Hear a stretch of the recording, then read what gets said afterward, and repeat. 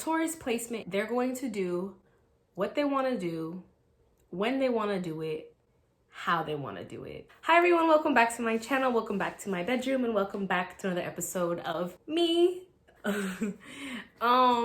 Yeah, welcome to the Emmy extravaganza, the Emmy experience.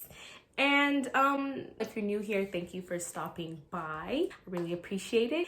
And if you've been here before, you know what to do. If you're feeling the vibes, you're gonna hit that what? You're gonna hit that subscribe. Thank you. No, but seriously, it really does help me out a lot. I am new on the internet, and you know, it's been growing pretty fast, and I would love to keep that momentum. I also do have an Etsy link in my description if you want to check out some candles that I just started selling. I'm really bad at promoting myself, but you will be seeing me do that a lot more because it's all about evolving and we're trying new things. It's all about getting comfortable with feeling uncomfortable. I still sometimes feel uncomfortable filming, but here I am. Now I'm slowly starting to get comfortable with it, so now I have to try and see if anybody wants to look at my candles. But that's not today's topic. Today's topic is the rising signs. So let's just describe what rising signs mean first. Okay, so your rising sign is determined by your first house, basically the time that you were born. So I can pull up a chart, basically a chart, but the time of your birth describes your rising sign. So if you don't know what time you were born, you probably don't know your rising sign, which means you probably don't really know your houses. Some people, if they weren't born in the US or whatever reason, they just don't actually have that information accessible to them. But yeah, what rising represents is each house, each sign has a statement, like a I am, I think, I believe, I feel, right? So the first house is ruled by Aries. All the houses, they go in order of the zodiac sign. So first house is Aries, second house is Taurus, 12th house is Pisces, right? So the statement that is associated with Aries is I am. So this house, the first house, has a lot of themes that have to do with Aries, being the self, right? So that would make the first house being the energy that you present to the world. It's the first impression that you make. It's how and who you feel you are. It could be, do you feel more introverted? Do you feel more extroverted? Your rising sign has a play in that. When you first meet people, okay, this is more based off first impressions, mainly how you present yourself, your physical appearance. It also is the vibe that you give off. Okay, so Astro Finesse is an amazing astrologer that's on YouTube. Shout out to you. He described in one of his videos, your rising sign would be like, think of a house. So your rising sign would be the outside of the house. How does the grass look? What does the front door look like? Is there a driveway? Like how the house looks at first.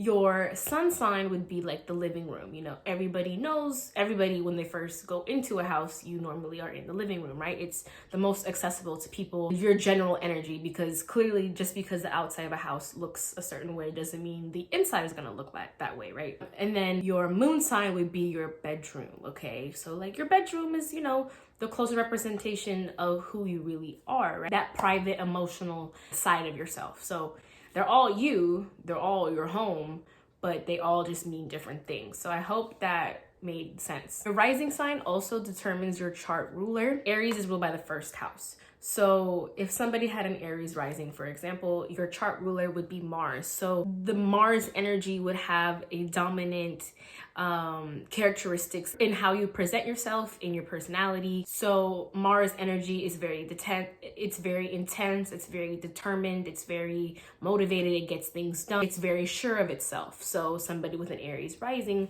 would come off more in these ways. So if you're learning astrology, don't get caught up on just learning the signs. Also know the planets, because if you know the planets and you know the mythology of the planets, then you know the signs, right? So Mars was the god of war. Of course, there's gonna be an aggression aspect, a determined aspect to it, right? So Mars rules Scorpio and Aries. So of course there's those aspects in Scorpio and Aries, if that makes sense. So like, for example, my rising sign is Virgo. My chart ruler is Mercury, because that's the planet that rules Virgo, and Mercury is all about communication. Virgo is the more introverted side of Mercury, while Gemini is the more extroverted side of Mercury, but I do have Gemini placement, so I'm a lot of things.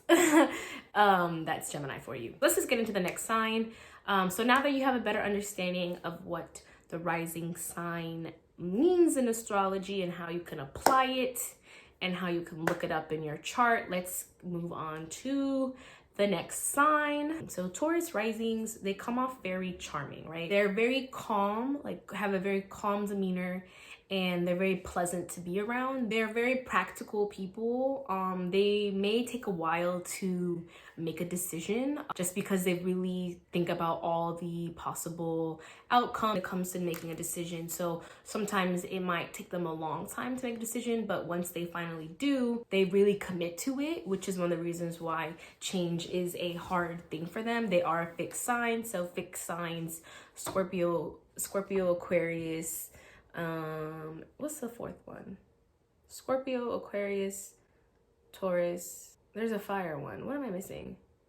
Aries, Leo. Oh, sorry, Leos. Ooh, they're gonna be mad when they hear that I forgot that. Are all fixed signs, so change is something that is kind of hard for them to do or to come around to do, but eventually, you know, they do. And of course, this does depend on the rest of your chart, like your Venus, your Sun, and your Moon sign. A Taurus placement, any placement, they're going to do what they want to do, when they want to do it, how they want to do it. You cannot tell them what to do.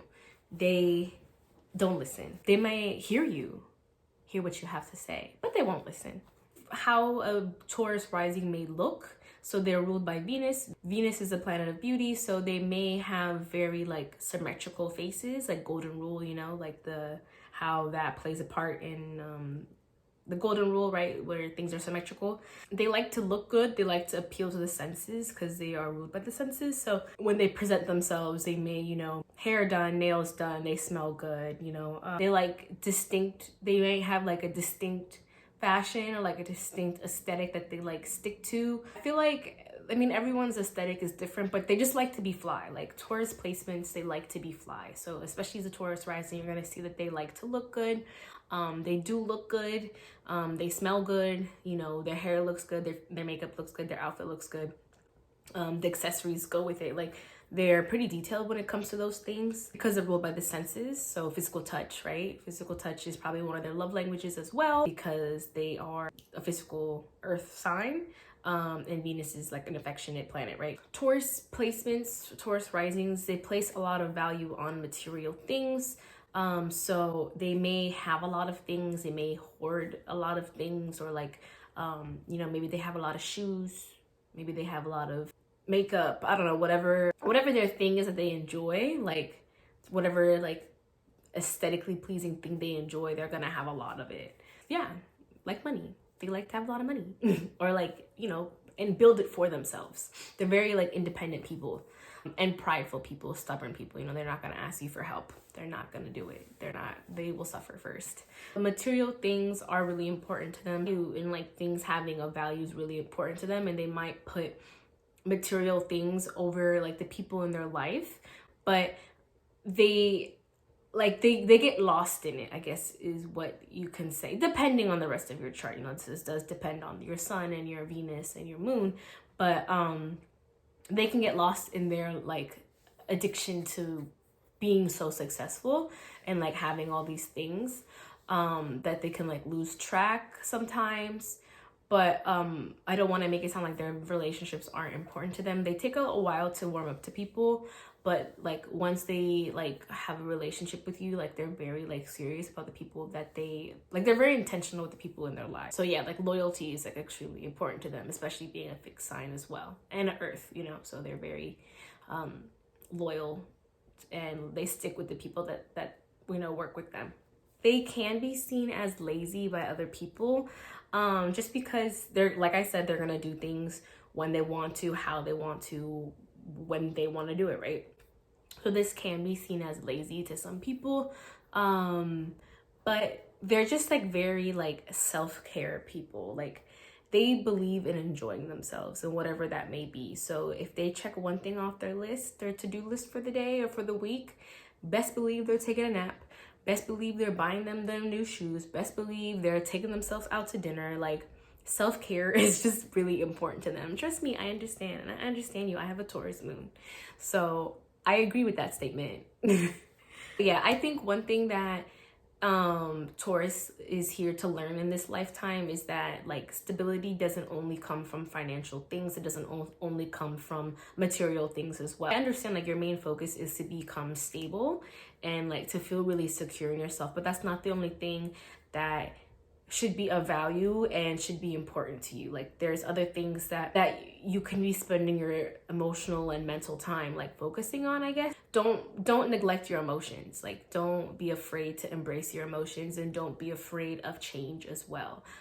Change is inevitable and it's going to happen. So being able to be adaptable is definitely a trait that will benefit you if you know, embrace things as they come to you. Yeah, so just get out of your comfort zone, try new things, and don't be afraid to make emotional connections with people, not just material. That's also going to be really important and beneficial to you in this lifetime. But yeah, that's all that I have for you, Tauruses. If this video resonated with you, if I forgot anything, if there's anything I should have included, please comment down below. Let me know what you thought. And I'll see you in my next video. Thanks for stopping by, and hit the thumbs up button and the subscribe button if you haven't already. Bye.